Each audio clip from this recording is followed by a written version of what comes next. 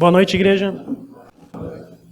Não é toda vez que você tem a oportunidade de vir aqui ao púlpito, então hoje tem que aproveitar, né, pastor João? Fazer as palavras do pastor João com relação a ele dizer que ele já está ficando velho, que já tem que pensar nos jovens. Usando suas próprias palavras, pastor João. Paraibano usa até gastar, né? Então aí temos alguns anos ainda, pastor João.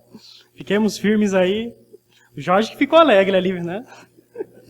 Segundo aspecto, realmente, a mocidade tira uns cabelinhos mesmo. Dario, no meu aniversário, chega pra mim e fala que o Lincoln não posso mais perder cabelo, né? Realmente é uma preocupação muito grande, né? Você não pode encarar nenhum trabalho que você faça na igreja como se fosse um clube. Aqui a gente não está tratando com a diversão, a gente não está tratando com uma brincadeira, a gente está tratando com a coisa mais séria que tem na sua vida, que é a sua salvação e a sua vida espiritual. O resto, se entende dizer, não tem valia nenhuma. E eu peço a todos que fiquem em pé e abram suas Bíblias em Mateus 7, versículo 3. Mateus 7, 3. Mateus 7, 3, todos já acharam? Ainda vejo um folhear de páginas, vamos guardar só um instante. Amém. E por que reparas tu no argueiro que está no olho do teu irmão e não vês a trave que está no teu olho? Oremos. Senhor, nosso Deus, nosso Pai, muito obrigado por mais um dia de vida, Senhor Deus. Ó Pai, te agradeço por essa oportunidade, ó Deus. Tu sabes a minha incapacidade, as minhas dificuldades, ó Pai, eu te peço a tua capacitação. Ó Senhor Deus, eu te peço aqui, pelo que eu falarei, que sejam as tuas palavras, ó Pai. Te peço pelos que vão ouvir, ó Senhor Deus, que o Senhor possa tocar no coração, ó Pai. Ó Senhor, tudo isso eu lhe peço e te agradeço em nome de Jesus Cristo. Amém. Pode se assentar, meus irmãos. Meus irmãos, eu quero falar hoje de 3 aspectos da nossa vida como cristão, né? Ou da nossa vida prática, se você preferir, né?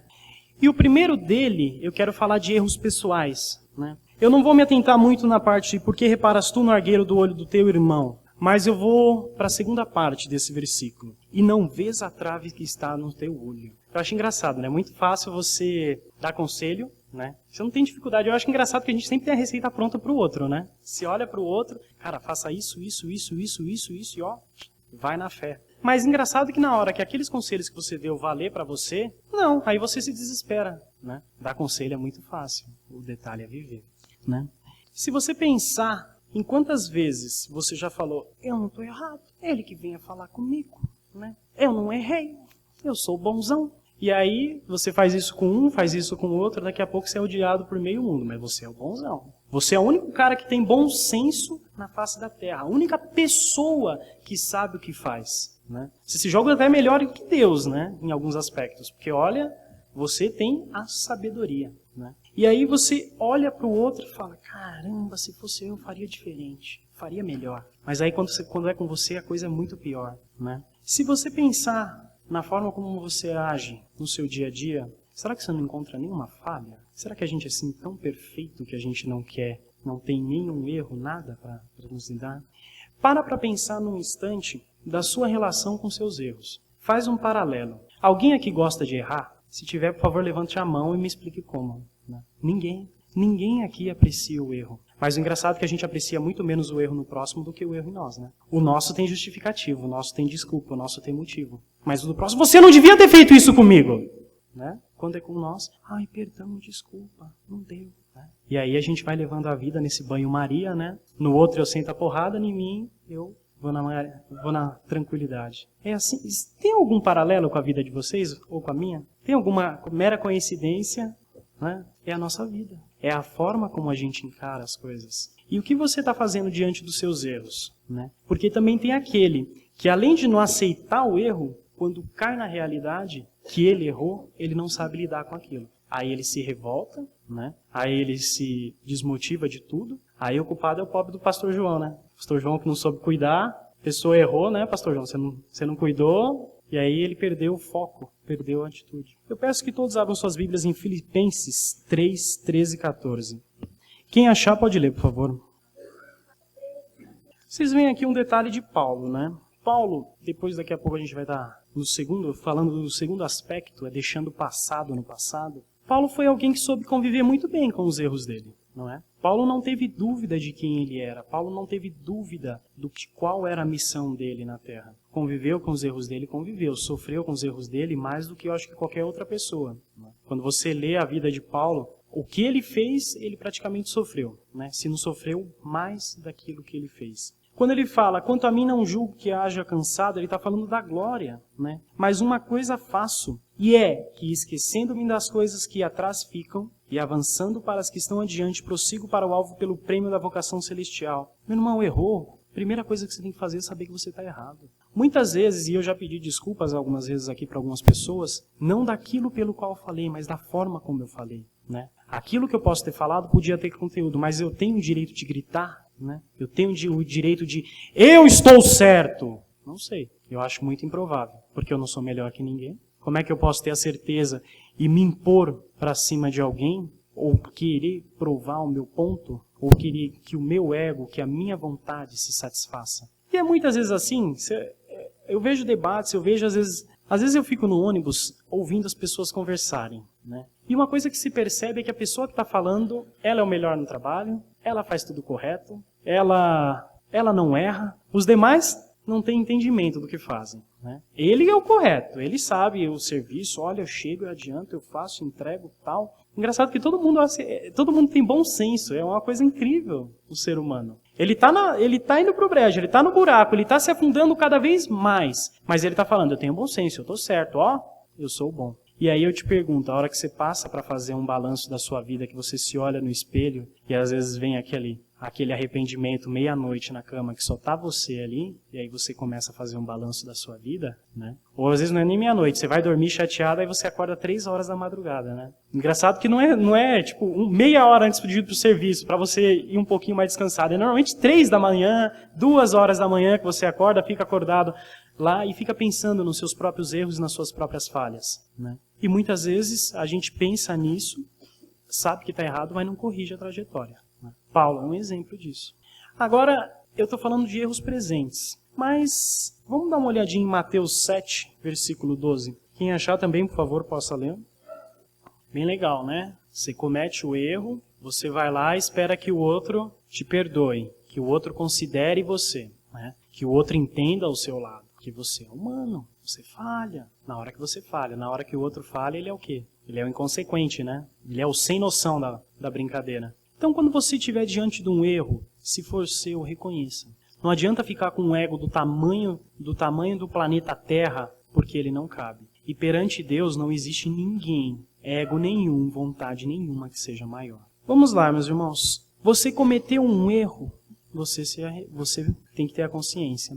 Mas e a vida passada, né? Eu falo de um erro que se você cometer agora, ou se você cometeu agora há pouco, você tem noção. Mas e aqueles erros lá do passado? Aquilo que aconteceu, só Deus sabe quando, e você também, né? Aquilo que você nem sabe. Então vamos dar uma analisada nisso. Certo poeta escreveu, de todas as palavras tristes, saindo da língua ou da pena, as mais tristes são, poderia ter sido diferente.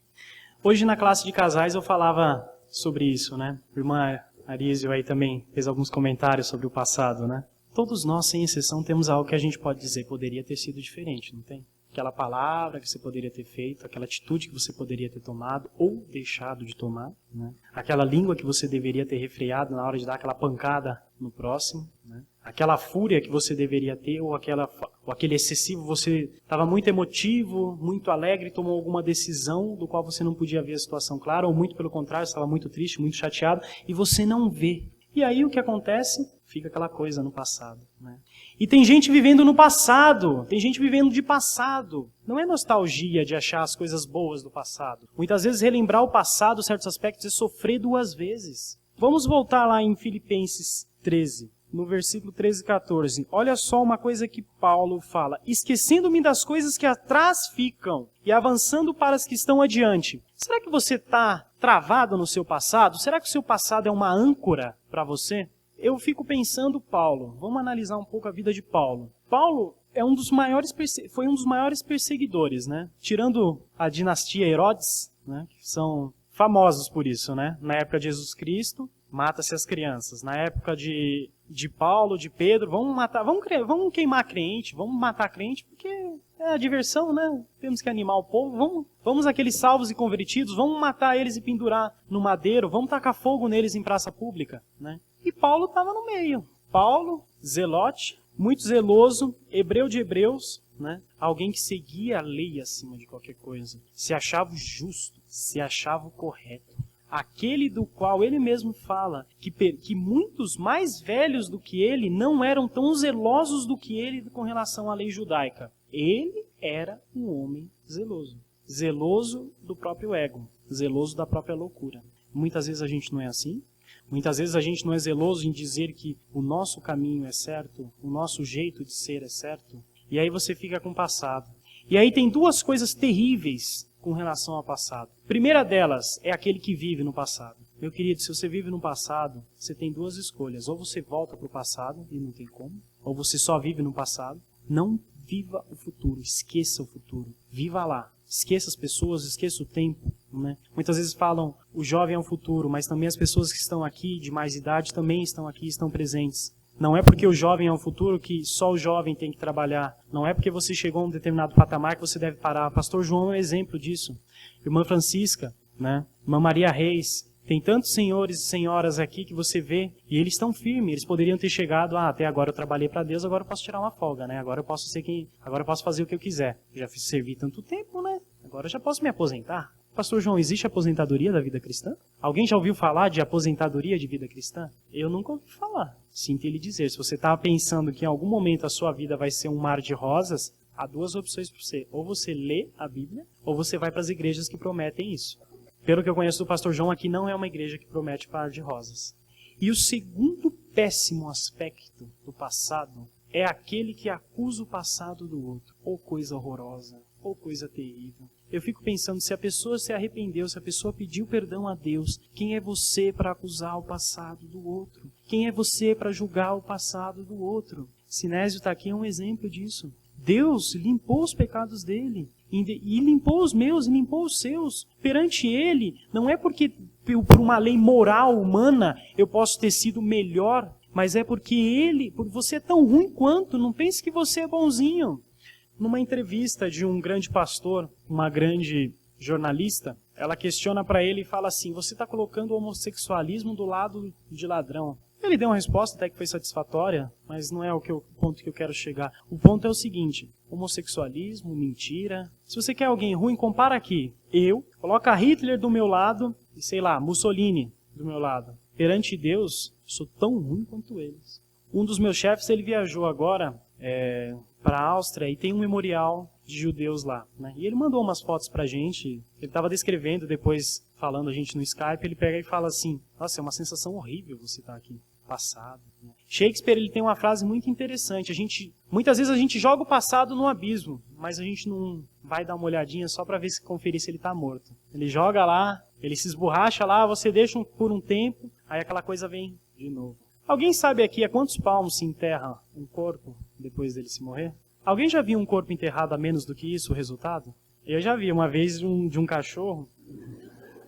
E eu te digo que não é nada agradável. Nunca vi tanto verme remoendo a terra. A terra fica até mexendo de tanto verme que tem ali. Por quê? Porque não foi os 7 palmos. Não foi a medida correta. E ali aquela coisa fica, que aqueles vermes ficam remoendo a terra e aquela coisa fica, aquele cheiro horrível no ambiente. E aquilo atrai mosquito, atrai outros cachorros de rua, né? Atrai mosca, varejeira, dos piores tipos também. Atrai tudo quanto é porcaria. E é isso que o passado traz. Quando você não enterra o seu passado, e quando o passado que o outro enterrou, se você não deixar ele enterrado, você fica lá desenterrando. Se você quer fazer exumação de corpos, vai trabalhar no IML, meu querido. Vai trabalhar lá. Uma vez meu pai narra que na década de 60, teve uma exposição no necrotério, saiu nos jornais, de uma senhora que ela tinha falecido, acho que em 1800 e alguma coisa, e ela ainda estava praticamente inteira. A pele ficou dura, igual a madeira,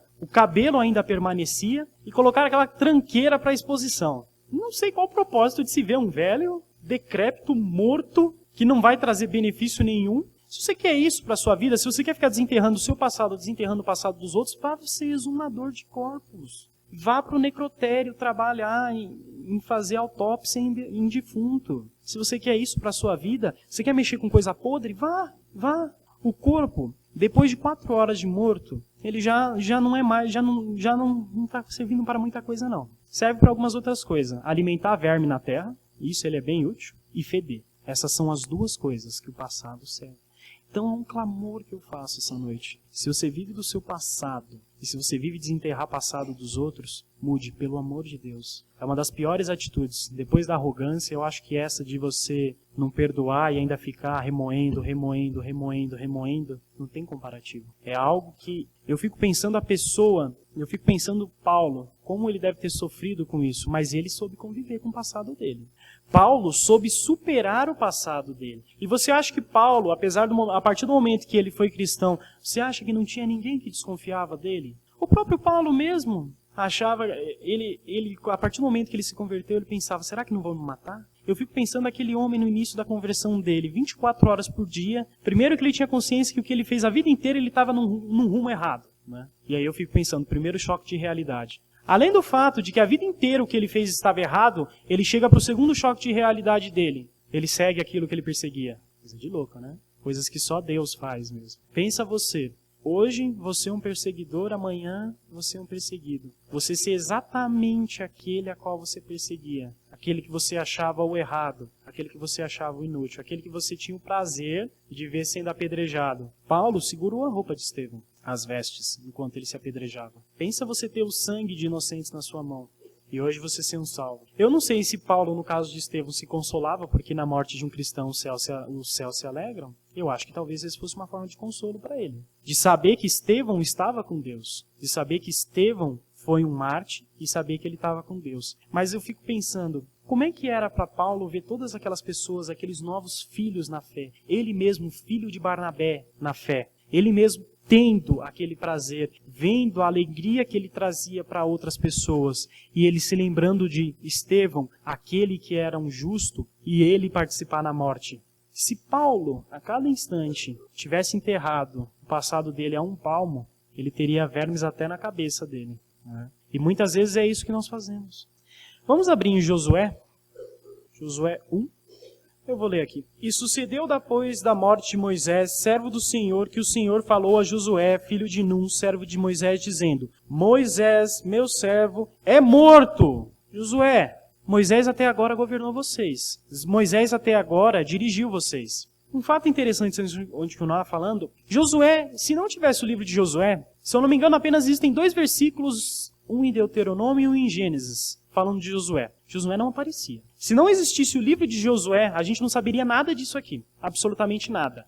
Se Deus tivesse escolhido outra pessoa, a não ser Josué, a gente saberia dele um nome, só um fatozinho, 2 versículos na Bíblia, fechado. E vamos continuar. Moisés, meu servo, é morto. Levanta-te, pois, agora, pasta este Jordão, tu e todo este povo, a terra que eu dou aos filhos de Israel. Moisés morreu. Teu passado morreu. Agora é contigo. Não tem mais. Moisés, ora para Deus que o povo está com fome, Moisés. Ora para Deus porque o povo está sem água, Moisés. Ora para Deus porque o povo está em crise de consciência. Não sabe aqui Deus. Não, Josué, é você. E eu te digo, agora é você. O teu passado não pode governar o teu futuro de jeito nenhum. De jeito nenhum. Pensa bem se o teu passado te governar hoje. Pensa bem todas as coisas tranqueiras que você tem carregado com você, os seus maus hábitos, aquilo que Deus vai te tratando aos pouquinhos. Pensa bem se isso for aquilo que te rege, aquilo que te governa. Como é que você vai chegar a algum lugar? Passado é pesado, passado. Sinésio, hoje, o que te governa? Amém? Amém. Se hoje o teu passado te governasse, a gente nem sabe se hoje estaríamos aqui, né? Mas vê, meus irmãos, o passado é passado. Passado é passado. Moisés, meu servo, é morto. Ah, porque na minha época era bom, era não sei o que lá. Se for bom, até compensa se lembrar. Eu me lembro da minha avó, ela não era necessariamente minha avó, né? Minha avó mesmo faleceu quando minha mãe era muito nova, né? Uns 4, 5 anos. E o meu avô casou novamente, né? Mas era uma pessoa que eu considerava como vó. Das pessoas que eu conheci na minha vida, eu nunca conhecia alguém tão sábio. Nunca vi. Uma mulher que não sabia nem ler. Mas se ela olhasse na sua cara, ela sabia o que você estava pensando. Uma vez eu me lembro que eu estava sentado e tinha uma varanda, né? Casas do interior, né? Feita de madeira. E eu estava na varanda e ela saiu assim, ela estava descendo, ela só olhou na minha cara, olhou de cima e embaixo e falou: você está com fome, pega lá. Pessoa que tinha uma visão, pessoa que percebia coisas que às vezes se ficava, caramba, o Que isso aí? Alguém que tinha. É algo gostoso de lembrar, né? É o passado bom, é aquilo que te compensa lembrar. Só que os teus erros, será que você vai ter que ficar se martirizando por eles? Sabe para que servem os erros do passado? Para somente uma coisa, lição. Lição do que não fazer. Uma coisa que meu chefe, quando na outra empresa que eu trabalhei, ele falava era assim, lição dada é lição aprendida. Ele era uma pessoa muito capacitada, né, em termos humanos, faculdade, mestrado, falava 5 idiomas, né, tinha vários outros cursos, e ele tinha esse hábito, principalmente comigo, né, lição dada é lição aprendida. Se eu estou te instruindo dessa forma, é para você agir dessa forma, porque pelo que eu já vivi até agora, e pelo que eu estou vendo em você, está errado, faça desse jeito. E aí eu te falo, se o teu passado não serve para você aprender, se você não sabe pegar o seu passado, enterrar ele e aprender com as lições, você também está errado. E uma coisa que eu te falo, a pessoa inteligente, ela consegue aprender com os próprios erros. A pessoa burra, nem com os próprios erros ela aprende. Ela toma pancada em cima de pancada, pancada em cima de pancada, mas não chega a lugar nenhum, né? O engraçado é que assim, o burro ele é um animal que se ele empaca, pastor João deve ter o conhecimento de causa da coisa, né? Não há quem o tire. Só que você sabia que muitas vezes o burro ele empaca porque ele vê um perigo que está à frente dele e que você não vê? O burro ele é um animal que às vezes você na escuridão, num terreno pedregoso, íngreme, se você for de cavalo, pode ser que o cavalo caia. O burro muito dificilmente ele cai, pela própria habilidade do animal. E ele é burro, não sei por que o nome, né? Acho que burro muitas vezes é o condutor. E é assim na nossa vida. Muitas vezes a gente está achando que o outro é culpado, e quem é o culpado? Né?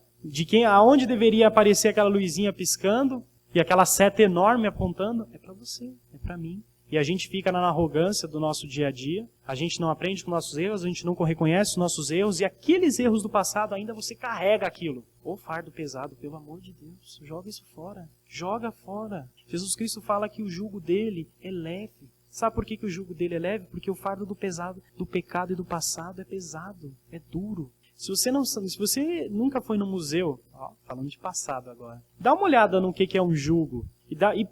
E se der, coloca a mão para você sentir quão mole é aquela madeira, né? Aquela coisa levíssima, suave, né? Que é um jugo colocado sobre o pescoço de um burro ou de algum animal que servia para tração. E aquele animal era o dia inteiro, no sol, na chuva, seja lá o que for, um animalzinho puxando o arado. Aquilo caleja, aquilo calcina a pele, porque aquilo fica roçando e é algo pesado, né? E se você não cuidar do animal no campo, aquele que não cuida, o animal sofre. Sofre com jugo, sofre com a sela, sofre com maus tratos. Agora, o jugo de Jesus Cristo é algo leve. Se você quer, pensa num balão. Todo mundo já viu aqui como o pessoal faz para o balão subir? O balão tem um monte de lastros, que são pesos amarrados na borda. Eles enchem um balão, mas até um certo ponto que aqueles lastros estão amarrados e aquilo não decola. Se você não tirar aquilo, ele não vai decolar. E esse é o teu passado. Está enchendo de ar, daqui a pouco até acaba o ar quente para você encher no balão. Mas você não decolou. Mas só está eu e uma outra pessoa, por que isso aqui não decola? Né? Por que não vai para frente? Porque está ali, está aquele lastro. Não dá para você mover um navio com as âncoras fundas no mar e presas. Não tem como. Ele pode ser grande, ele pode ser gigantesco, ele pode ser um Titanic, uma força monstruosa, mas ele não sai. A âncora está presa. E é isso que o passado faz com você.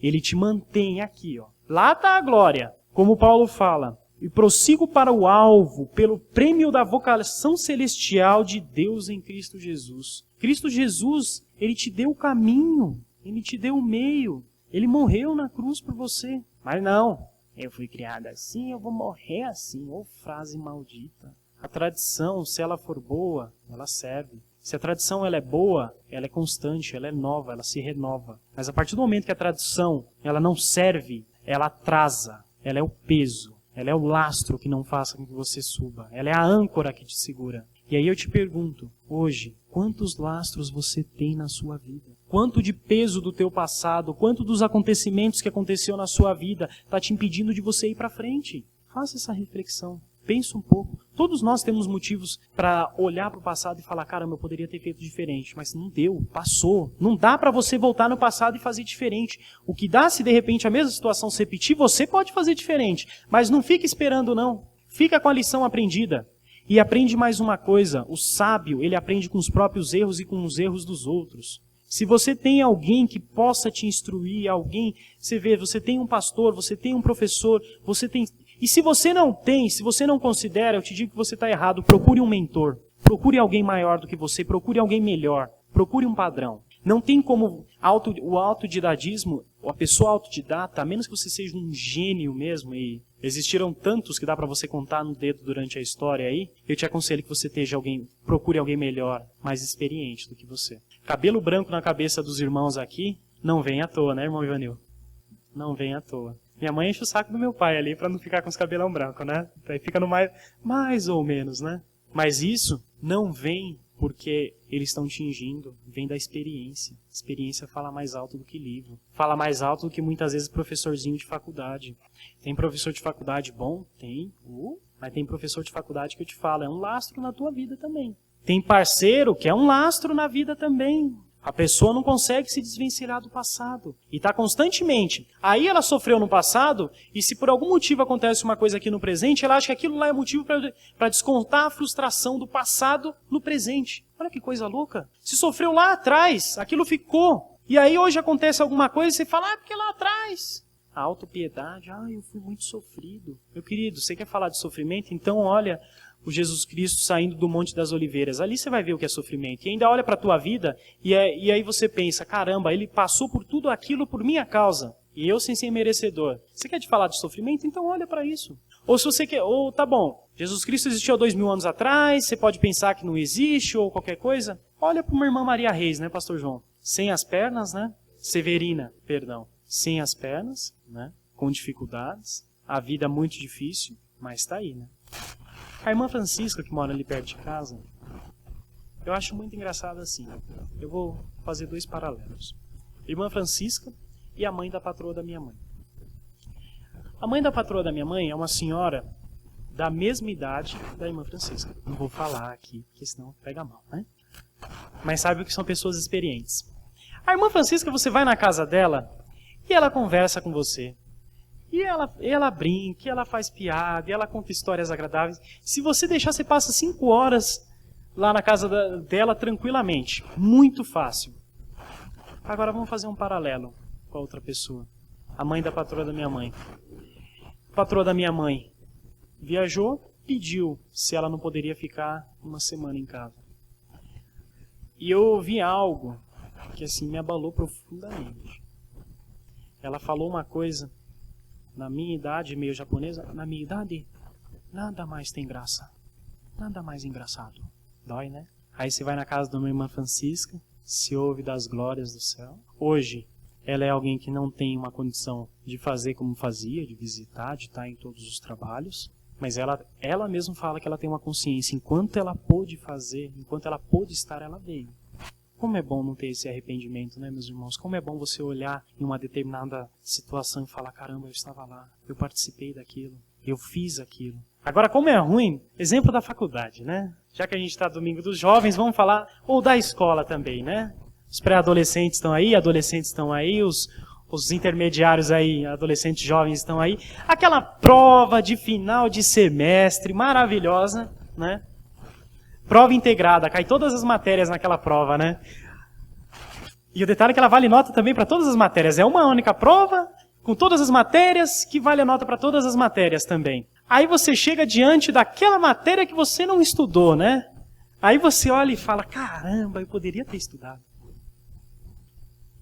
Tem algum jovem que já fez isso aqui? Responde não. Não, me envergonhe, por favor. Também faço, tá? Você já fez isso? Como é terrível, né? Você olhar, chegar diante de uma situação e você olhar para trás e falar, eu poderia ter feito diferente. Poderia ter sido melhor. Poderia ter... Uma vez eu estava conversando com um irmão aqui e ele comentou que uma vez ele foi fazer uma visita, né? Para ver como pessoa tal estava. E ele sentiu no coração que ele deveria ter pregado, mas ele não pregou. Uma semana depois aquela pessoa faleceu. E aí fica aquela lição aprendida. Poderia ter feito, poderia ter feito. Quantas vezes você vai viver no poderia ter feito, não seria diferente, ou na minha época, ou não sei o que lá. Que você preferia, o termo que você preferir, mas quantas vezes você vai viver na autopiedade? Moisés, meu servo, é morto. Morreu, acabou, chega, passado. Não perca seu tempo. Você tem um futuro. Olha aqui, prossigo para o alvo pelo prêmio da vocação celestial de Deus em Cristo Jesus. Eu vou pedir que abram em Coríntios 15, versículo 10. Quem achar pode ler, por favor. 1 Coríntios 15, 10. Paulo sabia que foi apenas pela benignidade imerecida de Deus que ele podia realizar seu ministério. Ele menciona essa qualidade misericordiosa de Deus. Quantas vezes vocês acham que Paulo escreveu mais ou menos 14 cartas? Tem aí umas dúvidas de que carta ele escreveu, não escreveu? Façam um chute aí. Alguém se arrisca para dizer quantas vezes ele fala que pela misericórdia de Deus ele é o que é? Chegou perto, hein? Chegou perto, hein, Regina? 90 vezes. Paulo faz essa menção 90 vezes. E eu vou pedir que todos leiam em voz alta. 1 Coríntios 15, 10. Vamos lá, igreja? Mas, pela graça de Deus, sou o que sou, e a sua graça para comigo não foi vã. Antes, trabalhei mais do que todos eles, todavia não eu, mas a graça de Deus que está comigo. Amém? Meu irmão, é assim que você tem que viver. É pela graça. Pela graça, e ele fala aqui, trabalhei muito, mais do que todos, todavia não eu, apesar do trabalho eu ter feito, não eu, a graça de Deus. Ela é que me fez. Então, primeiro ponto, se você errou, aprenda a reconhecer os seus erros. É difícil? Não existe maior inimigo nessa terra do que o teu ego. Não existe. Eu te falo que muitas vezes o ego, ele é tão grande que às vezes você até quer que ele seja maior. Ele é maior do que Deus muitas vezes. É impressionante. Eu acho que a única característica que existe que o ser humano consegue comparar a Deus é em ser egoísta, em ser arrogante. Segundo aspecto, passado é passado. Morreu, passou. E o terceiro aspecto é a dependência de Deus. Você reconheceu o seu erro, você deixou o seu passado para trás, mas e aí? Para por aí? Se você parar por aí, você vai viver cometendo erros. Novamente. Mas não são erros novos. Não são erros que você pode dizer que você errou e a lição daqueles vai te prover e vai te trazer um novo aprendizado. Não, você vai ficar tomando sempre, dando murro em ponta de faca. Se você quer isso, sinta-se à vontade. Mas vamos abrir lá em João 15, 5. João 15, versículo 5. Eu sou a videira, vós as varas. Quem está em mim e eu nele, este dá muito fruto. Ponto bem interessante, né? Se você está em Deus, se você busca a Deus, você dá muito fruto. Só que eu te pergunto, de que forma que você tem que estar em Deus? Aqui, só na igreja? Uma coisa que eu estava analisando, eu estava desempregado alguns meses atrás, né? E aí é aquela oração, Deus, me abre uma porta de emprego, meu pai tem que pagar dívida. O banco tá lá te mandando aquelas cartinhas. E ironicamente, eu fui trabalhar no SPC, no Serviço de Proteção ao Crédito. Recebi as cartas deles e eu... Não me perguntem os motivos disso. Mas aí na entrevista até me perguntaram, você conhece o SPC? Conheço, muito bem.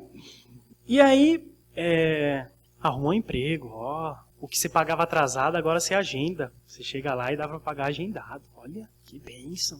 Aí quando você arrumou um emprego, você fala, obrigado, meu Deus, olha, alcancei uma vitória, maravilha na minha vida. Passou uma semana, cadê Deus? Agora você não precisa mais, né? Você já está empregado. Estava pensando comigo. Sessão de autoconfrontação, né? Estava pensando, cadê Deus? Cadê aquela oração? De manhã, tarde e noite. Aí vem aquela oração, perdão, ô miserável que eu sou, homem mesquinho, ô homem egocêntrico e arrogante. Só na hora que Deus, só para fazer o que você quer que Deus faça na vida, ele tá aí. Socorro bem presente na angústia, né? Mas e depois? Cadê a dependência de Deus? E aí, esse versículo de João 15, 5, ele tem uma segunda parte aqui. Porque, não, vamos ler todos juntos. Porque sem mim nada podereis fazer. É assim na sua vida? É assim no seu dia a dia? Deus na angústia, socorro bem presente, né? É bom? Maravilhoso. Você tá na angústia, você tá até meio chateado, e aí você olha, você vai para a tua cama, ora, sabe que aquele Deus vai te trazer uma misericórdia. Maravilha, muito bom por você. Você já alcançou o primeiro passo. Mas e o segundo? Que é a permanência, né? Onde é que ela está? Abram, voltando um pouquinho, João 11, 11. E assim falou ele, e depois disse-lhes, Lázaro, o nosso amigo, dorme, mas vou despertá-lo do sono. Disseram, pois, os seus discípulos: Senhor, se dorme, estará salvo. Mas Jesus dizia isso da sua morte, e eles, porém, cuidavam que falava do repouso do sono. Então Jesus disse-lhes claramente: Lázaro está morto, e folgo por amor de vós de que eu lá não estivesse para que acrediteis, mas vamos ter com ele. Versículo 21. Disse, pois, Marta a Jesus: Senhor, se tu estivesses aqui, meu irmão não teria morrido. Mas também agora sei que tudo quanto pedires a Deus, Deus tu concederá. Vamos fazer uma pausa e analisar isso aqui. Daqui a pouco a gente continua, tem mais alguns versículos que a gente vai ler desse texto. Jesus se dirigiu a Lázaro. Ok, isso é conhecido de todo mundo. Lázaro morreu por quê? Hein, igreja? Por que Lázaro morreu? Não, porque Deus permitiu. Todo mundo morre porque é permissão de Deus. Lázaro morreu porque permitiu. E aí, se você tem dúvida disso, lê o 21. Disse, pois, Marta a Jesus: Senhor, se tu estivesses aqui, meu irmão não teria morrido. Mas Deus, onde é que entra a onipresença de Deus? Deus é aquele Deus que ele só está no cantinho da casa ali, na curva de quina, que você tem que proteger ele? Não, ele não é um Deus assim. Marta ainda estava vendo ali Jesus Cristo como homem, não como um Deus onisciente, onipotente, onipresente. E aí, vamos falar de Maria agora. Versículo 32. Tendo, pois, Maria chegado aonde Jesus estava, e vendo, lançou-se aos seus pés, dizendo: Senhor, se tu estivesses aqui, meu irmão não teria morrido. Se Jesus não estava ali, como é que pode a afirmação no versículo 14? Então Jesus disse-lhes claramente: Lázaro está morto. Não quer dizer que ele estava ali. Quer dizer que se Lázaro morreu, foi porque ele quis que Lázaro morresse. Continuando. Versículo 37. E alguns deles disseram: não podia ele que abriu os olhos ao cego poder fazer com que este também não morresse? Poderia. Jesus, pois, movendo-se outra vez muito em si mesmo, foi ao sepulcro, e era uma caverna e tinha uma pedra posta sobre ela.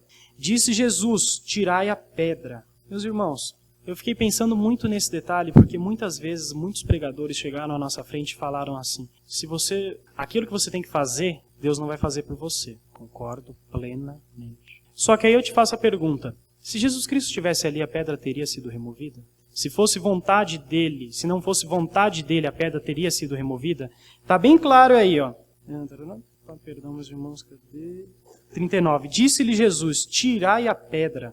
Se na tua vida você tem algo que fazer, você vai ter que fazer. Jonas foi mandado para pregar para os ninivitas. Ele não quis, sofreu as consequências. Se tem uma pedra na tua vida que Jesus Cristo está falando, tira logo. Não fique enrolando, não. Aqui eles ficaram meio receosos de tirar a pedra, né? Disse-lhe Jesus: tirai a pedra. Marta, irmã do defunto, disse-lhe: Senhor, já cheira mal, porque é já de 4 dias. Disse-lhe Jesus: não te hei dito que, se creres, verás a glória de Deus? Tiraram, pois, a pedra, e Jesus, levantando-se os olhos para o céu, disse: Pai, graças te dou por me haveres ouvido. Então vamos lá, recapitulando e prestando atenção nisso. Lázaro morreu porque Deus quis. A pedra foi removida porque Deus quis. Quem removeu foi humanos? Foi. Mas se Deus não tivesse falado, a pedra teria sido removida? Nunca. Eu bem sei que sempre me ouves, mas eu disse isso por causa da multidão que está ao redor, para que creiam que tu me enviaste. Você tinha dúvida que era a vontade de Deus, matou, né? E tendo dito isso, clamou com grande voz: Lázaro, vem para fora. E o defunto saiu, tendo as mãos e os pés ligados com faixas e o seu rosto envolto num lençol. Disse-lhe Jesus: desligai-o e deixai-o ir. Assuma os seus erros. Ninguém vai assumir eles por você. Isso que é a diferença entre quando Paulo fala, quando era menino agia como menino, como sou adulto, ajo como adulto. A criança, ela tem sempre um adulto para se responsabilizar por ela. Tem sempre alguém, você não. A partir do momento que você tem consciência, meu querido, você já tem que ter a consciência de que você é um pecador. Segundo aspecto, joga o seu passado fora. Aquilo que é ruim, solta, voa, chegue aos céus. Terceiro aspecto, esteja na total dependência de Deus. Não se considere autossuficiente, não se considere capaz de fazer alguma coisa. Amém, meus irmãos?